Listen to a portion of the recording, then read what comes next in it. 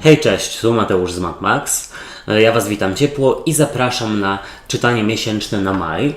I tradycyjnie zobaczymy dla Was ogólną energię, co ma szansę przyjść i odejść do przeszłości w tym miesiącu, jak Wy się przedstawiacie, rada oraz informacje, czego raczej nie robić i czego unikać.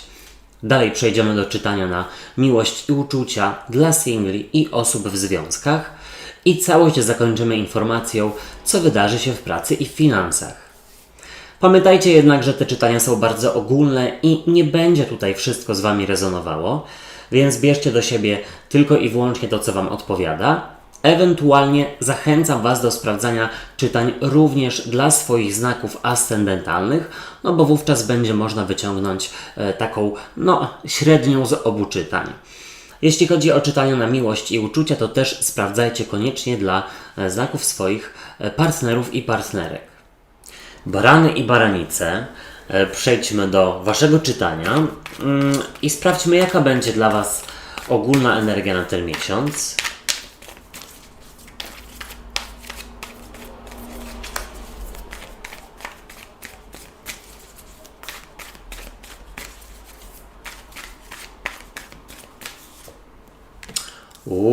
Dobrze. Co do Was przychodzi, co się pojawia? Albo kto?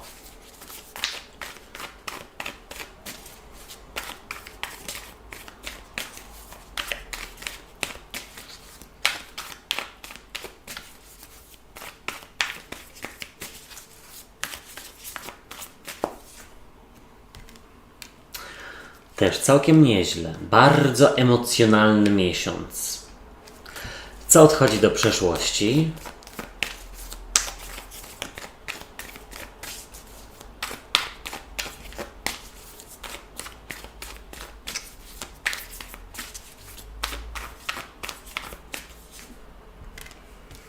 Super, naprawdę super. Do przeszłości odchodzi piątka monet. Poczucie braku albo tęsknoty za kimś lub za czymś. Jak Wy się przedstawiacie?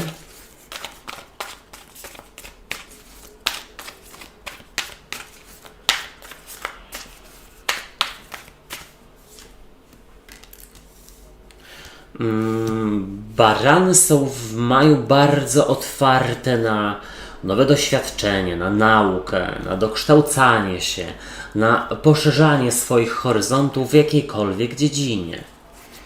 Jaka będzie dla Was rada?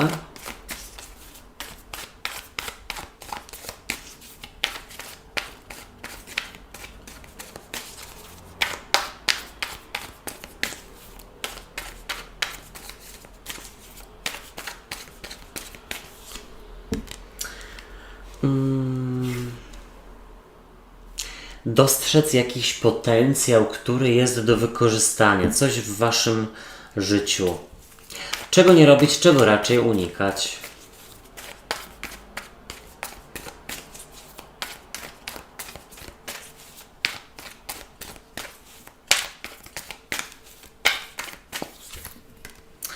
No słuchajcie, barany, wydaje mi się, że macie jedno z silniejszych czytań na ten miesiąc. Naprawdę, bo pojawił się i cesarz, i król buław, a są to karty, które pokazują bardzo silną osobowość. Osobę, która rzeczywiście jest bardzo taka pewna siebie, konkretna, działająca, która gdzieś tutaj panuje nad sytuacją, tak bym powiedział. Panuje też nad sytuacją, pomimo że miesiąc w ogóle będzie dosyć emocjonalny i wydaje mi się gdzieś, że Wasze otoczenie takie będzie, ale to za moment. No zobaczcie, właśnie z przełożenia ten cesarz, który siedzi na tronie i gdzieś tutaj rządzi, dyryguje, jest zadowolony. Osoba na swoim miejscu, osoba, która umie kontrolować sytuację, która gdzieś czuje się pewnie, jeśli chodzi o swoją sytuację życiową. Super. Cesarz to jest właśnie przedstawiciel trygonu ognia, czyli baran, lew, strzelec. Gdzieś jesteście po prostu w swojej energii. Cesarz jest, słuchajcie, taki pełen wigoru również, chociaż powiedziałbym, że bardziej ten król buław, którego macie w ogólnej energii, bo właściwie i jeden i drugi bardzo podobne osoby, tylko że cesarz, ja bym powiedział, że on właśnie mniej działa, a bardziej zarządza, A jeżeli chodzi o tego króla buław w ogólnej energii, no to jest właśnie ktoś pełen wigoru, pełen motywacji, pełen chęci przewodzenia, pokazywania innym, inspirowania innych, jak usprawnić pewne rzeczy w ich życiu. Tutaj mam wrażenie, że jesteście ogromną inspiracją dla otoczenia i aż rozsadza Was energia. No zobaczcie, ten król buław również jest, czy tam królowa buław i cesarzowa, to już sobie możecie odwracać. To również jest osoba z trygonu ognia właśnie, baran, lew, strzelec, więc znowu podkreślenie, że jesteście jak najbardziej w swojej energii. Tutaj w ogóle mam wrażenie, że będzie to bardzo intensywny miesiąc, w którym będzie się dużo działo i pewne kroki, które podejmujecie również a propos rozwoju osobistego, wiecie, że są ku lepszemu, że w przyszłości pewne kursy, szkolenia, inwestycja w siebie jak najbardziej gdzieś się przyda. Przychodzi do Was karta królowej kielichów albo króla kielichów, to już możecie sobie to odwracać. Jest to karta, która przedstawia osobę taką rodzinną, ciepłą, zadowoloną, tryskającą optymizmem, która gdzieś, no niewątpliwie ma powód do wzniesienia kielicha. No i tutaj zobaczcie, mi się wydaje, że przychodzi po prostu do Was taka energia, tego optymizmu, radości. Mam wrażenie, że jesteście osobami bardzo towarzyskimi w maju. No wiadomo, majóweczki i tak dalej, pogoda się zmienia, wiosna przychodzi. Coraz bardziej chce się spędzać czas na świeżym powietrzu, nawet z osobami bardzo Wam bliskimi, typu rodzina, typu partnerzy, partnerki.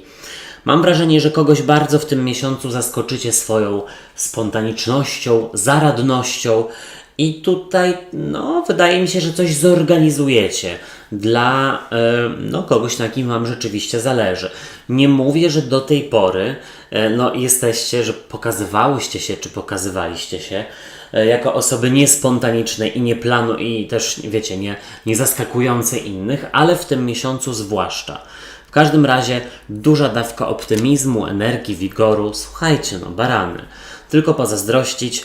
Mam nadzieję, że i mi skapnie ta energia, ponieważ mam ascendent w baranie. Piszcie, jakie Wy macie, no i też oczywiście sprawdzajcie czytania dla swoich ascendentów. Zobaczcie, do przeszłości odchodzi karta piątki monet, a piątka monet, która przedstawia taką babulinkę moknącą na deszczu, ta karta sugeruje niedostatek, poczucie, że czegoś Wam brakuje, że tęsknicie za kimś. Słuchajcie, być może jest to energia jakiegoś marazmu i braku rozwoju. I teraz tak, po pierwsze, ta karta odchodzi do przeszłości, więc jest to bardzo dobra informacja.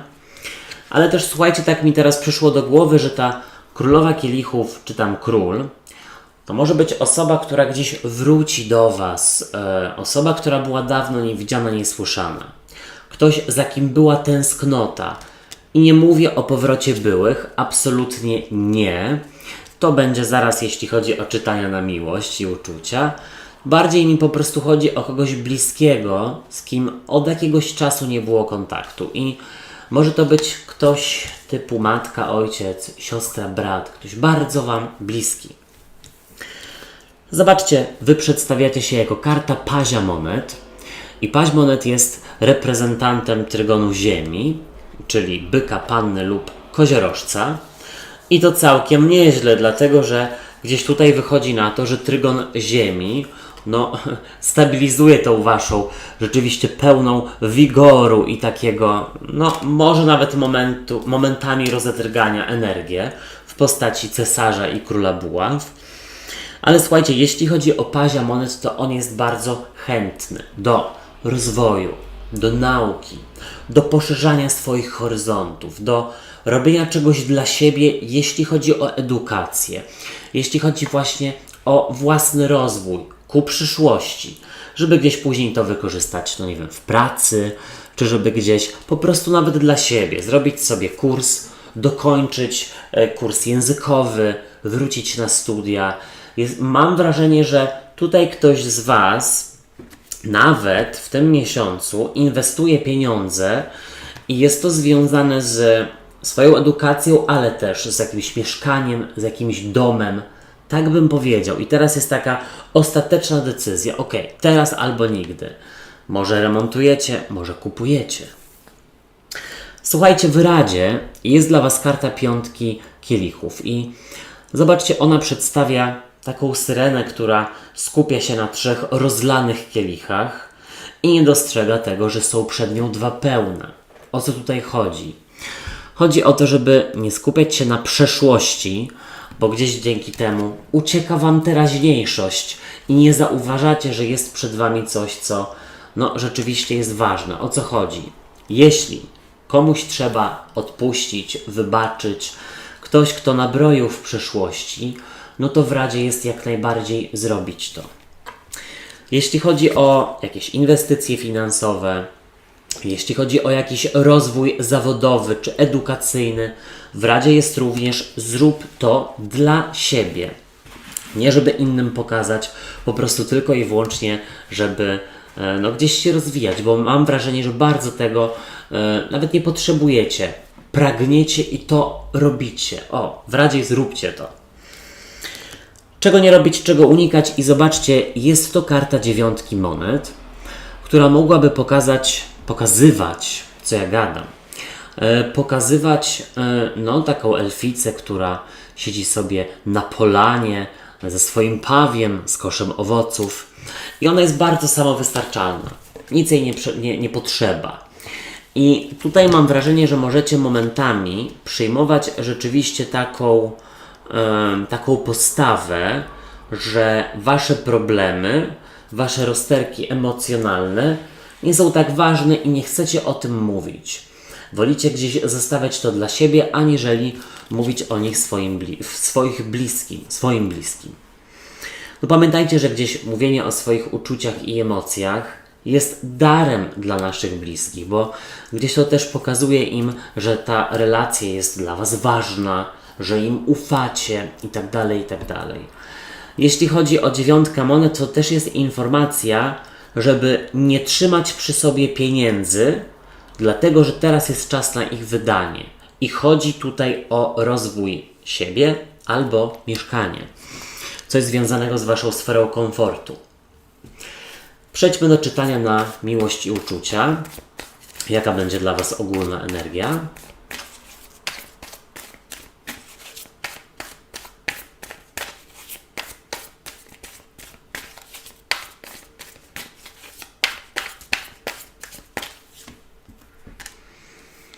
Jak pokazuje się partner bądź partnerka, ewentualnie co przychodzi do singli.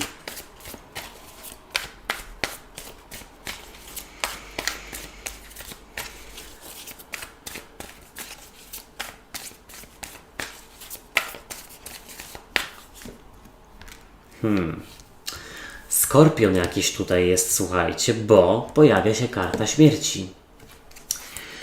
Jak Wy się przedstawiacie?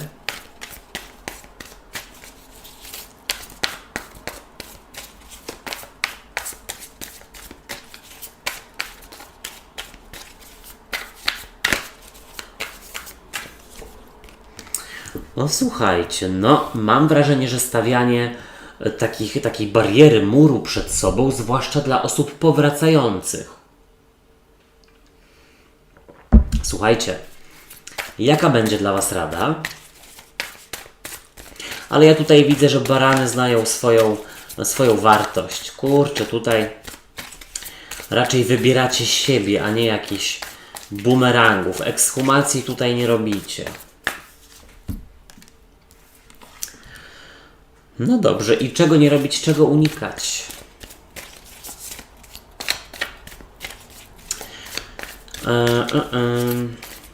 Dobra. I tutaj się pokazało. Znowu to potwierdzę, że jest tutaj sporo takiej bariery, sporo bariery. 3 karty związane z jakąś barierą, być może która ostatnio była pomiędzy Wami a bliskim, partnerem, partnerką, może jeśli chodzi w ogóle o otwieranie się na randkowanie dla singli. Zobaczcie, z przełożenia dla związków jest karta piątki mieczy i ta karta mogłaby sugerować brak komunikacji i zamiatanie spraw pod dywan. To ostatnio mogło się dziać w ostatnich tygodniach lub miesiącach nawet, bo pamiętajcie, że tutaj mogłem złapać energię z wcześniej. Piątka mieczy też w ogóle mogłaby sugerować, że trzeba się poddać i przejść na kompromis z drugą osobą, jeśli chodzi o wspólne inwestycje finansowe. Z przełożenia piątka mieczy dla singli sugeruje, słuchajcie, pokazanie się osoby, która nie odzywała się, z którą było brak kontaktu, z którą myślałyście, że to już koniec. Ale gdzieś tutaj, mam wrażenie, że komunikacja powraca. Ewentualnie jeśli chodzi o poznawanie nowych osób, to single mogą na to nie mieć albo ochoty, albo czasu. I to wcale nie wyklucza towarzyskości, bo towarzyskość pokazała się w ogólnym czytaniu. Zobaczcie, dla związków i dla relacji w ogólnej energii jest 7 buław. No i jest to właśnie karta, która sugeruje, że możecie tutaj się troszeczkę ścierać. Ścierać, jak to się mówi? Powiedzmy ścierać, i jeśli chodzi o jakieś tam potyczki dotyczące wspólnych inwestycji, wspólnych planów i celów. Jedno ma swoje zdanie, drugie ma swoje zdanie, dwa silne charaktery. Może być różnie.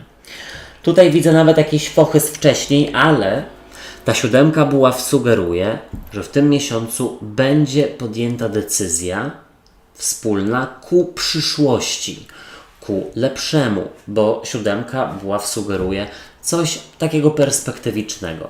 Może rzeczywiście razem inwestujecie w remont, w mieszkanie.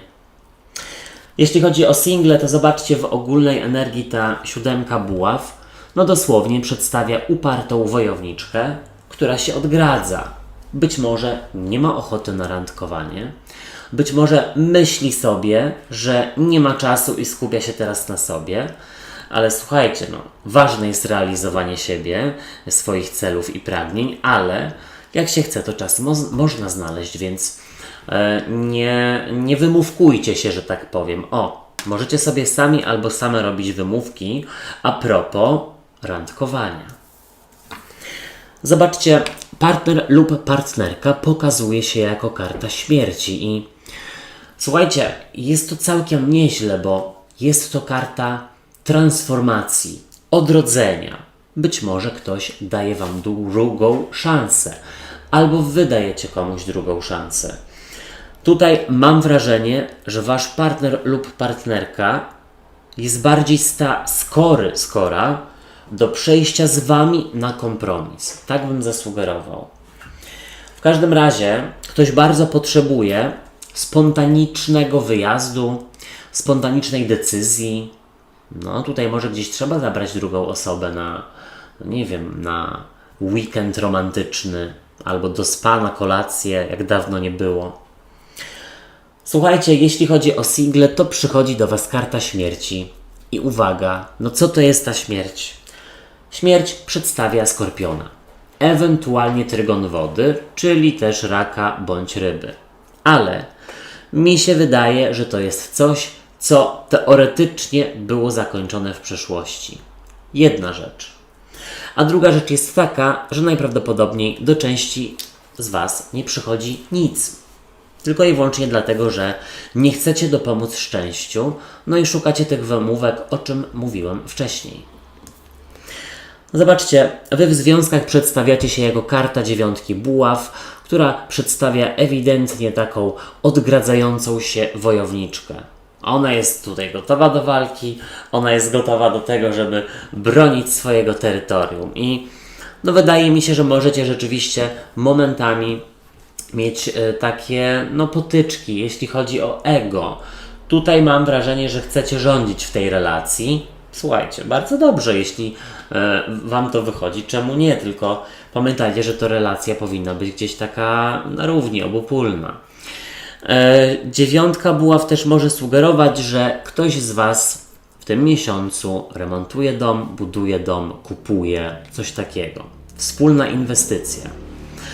Słuchajcie, jeśli chodzi o single, to Wy przedstawiacie się jako 9 buław. I teraz tak, no znowu potwierdzę, że tutaj jest stawianie przed sobą muru, szukanie być może też sobie wyzwań i zajęć, żeby rozwijać siebie, żeby sobie czymś zająć czas, żeby spotykać się z bliskimi, ale no gdzieś tutaj nie chcecie znaleźć czasu na randki. Nie wiedzieć czemu, może, momento, myślicie sobie, że nie wiem, w internecie, na aplikacjach to same jakieś nie wiadomo co i wy w to się bawić nie chcecie. No cóż, może trzeba poszukać innych źródeł, w których można kogoś zapoznać. W radzie dla relacji jest 6 monet. Równowaga w braniu i dawaniu. I słuchajcie, no właśnie ta karta jest potwierdzeniem tego, co mówiłem wcześniej. No w związku nie chodzi o to, żeby jedna osoba dominowała, a druga gdzieś była tutaj podwładną, tylko żeby gdzieś ta szala była wyrównana. Jedna osoba i druga osoba musi mieć gdzieś swój wkład w relację, musi mieć swoje zdanie. Więc tutaj no nie próbujcie dominować, no ale też nie pozwalajcie, żeby ktoś wpływał na was i wasze wybory, zwłaszcza jeśli podejmujecie wspólnie decyzje o zamieszkaniu, o ślubie, o słuchajcie, inwestycji finansowej. Razem tutaj ma być gdzieś podjęta decyzja, razem zainwestować. To macie w radzie dosłownie. Jeśli chodzi o single, to słuchajcie, i tu jest dziwna rzecz. W radzie 6 monet, równowaga w braniu i dawaniu. I teraz tak. Jeśli rzeczywiście ktoś się stara i próbuje, nawet jeśli to jest skorpion, albo rak, albo ryby, spróbować. I nie mówię tutaj o tym, żeby tutaj od razu rozpościerać ręce, nogi, nie wiadomo co, tylko po prostu spotkać się kilka razy i poobserwować, czego tam ona lub on chce. W radzie ta 6 monet też jest informacją, żeby dopomóc szczęściu i żeby nie zafiksować się rzeczywiście tylko i wyłącznie na samorozwoju, bo to może być też jakimś tam taką odskocznią i zatuszowaniem waszych prawdziwych potrzeb. Czego nie robić, czego unikać w związkach i jest to karta Księżyca. Makowa panienka, piękna. Ta karta mogłaby sugerować ukrywanie czegoś. Może swoich właśnie emocji, może swoich uczuć, pragnień, swojego zdania. Trzeba rozmawiać na bieżąco, dlatego że jeśli będzie zamiatanie spraw pod dywan i wszystko miło, fajnie, no to w pewnym momencie wam się uleje i będzie wybuch. A tego chyba nikt by nie chciał. Ta karta mówi zaufać intuicji, jeśli chodzi o wybory, inwestycje wspólne, pieniężne. Czego nie robić, czego unikać, jeśli chodzi o single? Słuchajcie, karta Księżyca. Unikać ukrywania się w swojej gdzieś pieczarzy albo w swojej strefie komfortu. W tym miesiącu macie tak intensywne i ogniste karty w ogólnej energii, że przydałoby się to, słuchajcie, gdzieś spożytkować i ta towarzyskość i randkowanie naprawdę jest dobrym sposobem. Być może gdzieś tam znajomi znajomych kogoś wam przedstawią, nie chować się, spróbować, ale też, słuchajcie, tutaj jest taka informacja, żeby nie ukrywać przed sobą swoich prawdziwych potrzeb, bo każdy chce być kochany. Wszyscy chcą kochać, jak to Maryla Rodowicz śpiewała czy śpiewa. Przejdźmy do pracy i finansów i jaka będzie dla was ogólna energia na maj?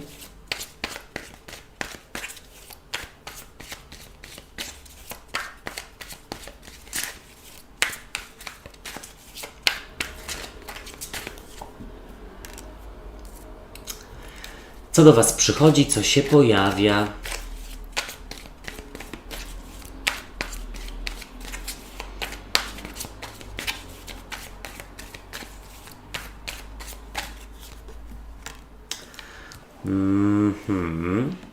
Słuchajcie, nie wiem, czy ktoś z was nie potrzebuje urlopu.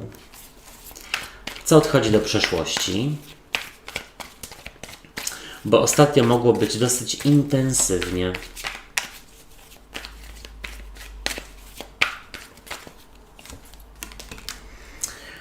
Tutaj dobrze. Odchodzi do przeszłości trójka mieczy. Jak wy się przedstawiacie?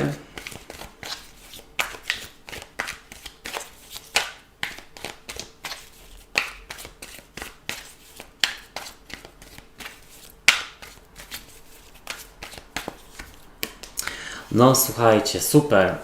Widzę inwestycje w podróż, widzę inwestycje w edukację znowu, ale też inwestycje w jakąś przeprowadzkę.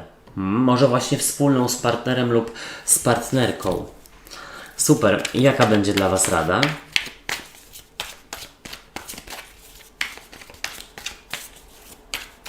Wiecie co? Też widzę, że barany i baranice poszerzają horyzonty, jeśli chodzi o znajomości, takie zawodowe, które się przydadzą. W Radzie jest inwestycja w rodzinę, w dom. Czego nie robić, czego raczej unikać.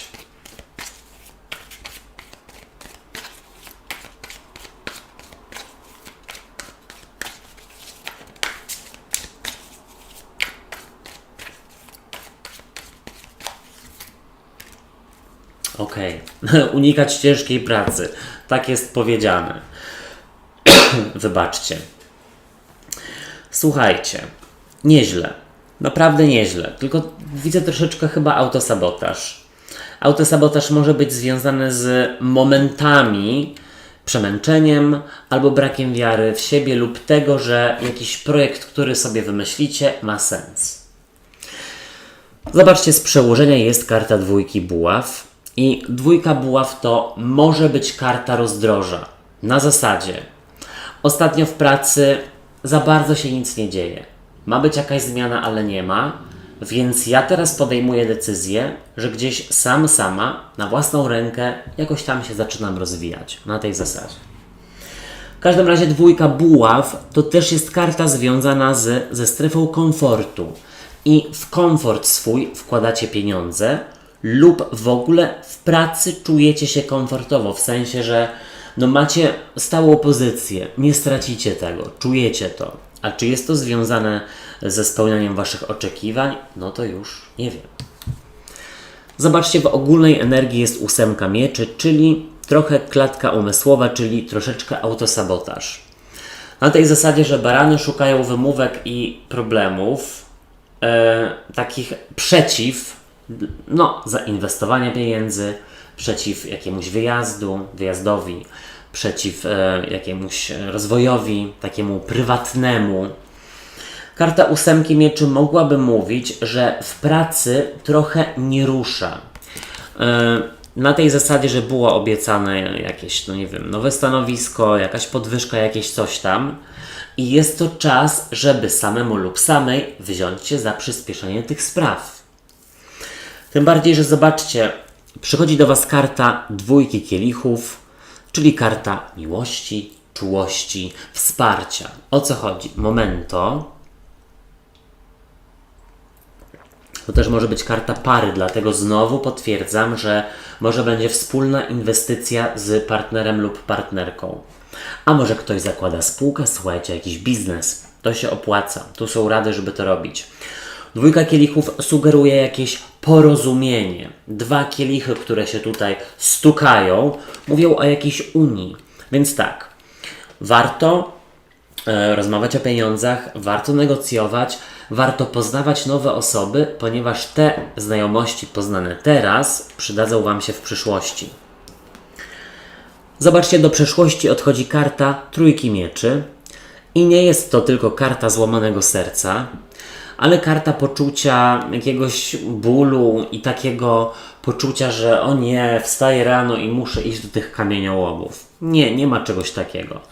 Nawet jeżeli jest w pracy jakaś lekka rutyna lub nuda, Wy i tak prywatnie rozwijacie się na własną rękę. Być może właśnie podnosicie swoje kwalifikacje zawodowe. I świetnie. Bardzo dobrze. Super pomysł. Trzymać stałą pracę, a gdzieś tam prywatnie sobie coś tam na własną rękę robić. Zobaczcie, Wy przedstawiacie się jako karta świata, jedna z moich ulubionych. I karta świata mogłaby jak najbardziej sugerować wyjazd, nawet zagraniczny, lub przeprowadzkę. I w ten wyjazd lub przeprowadzkę właśnie inwestujecie pieniądze.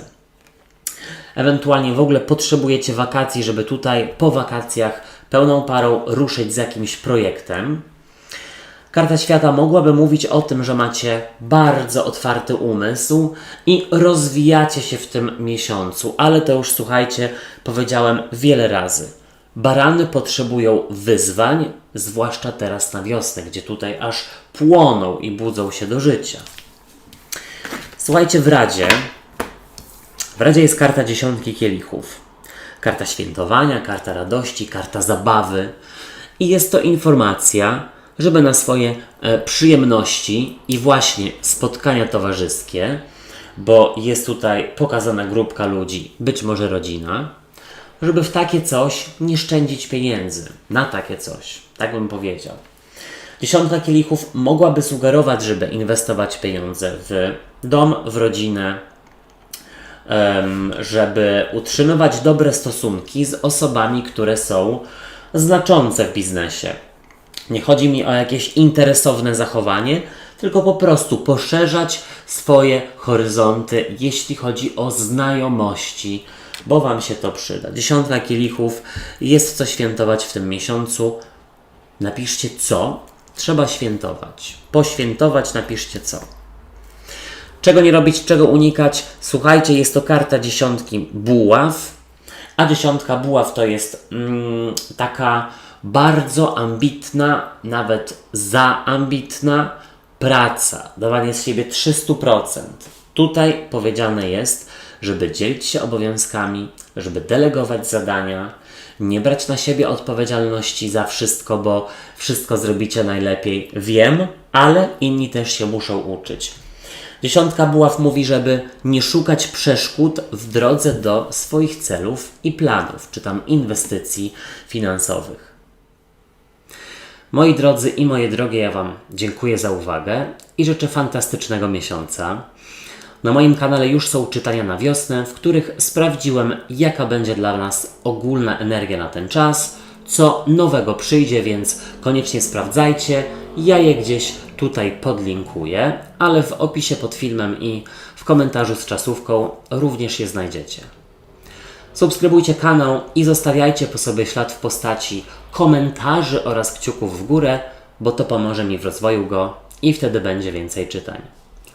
Trzymajcie się, do usłyszenia, do zobaczenia. Hej, cześć i pa pa.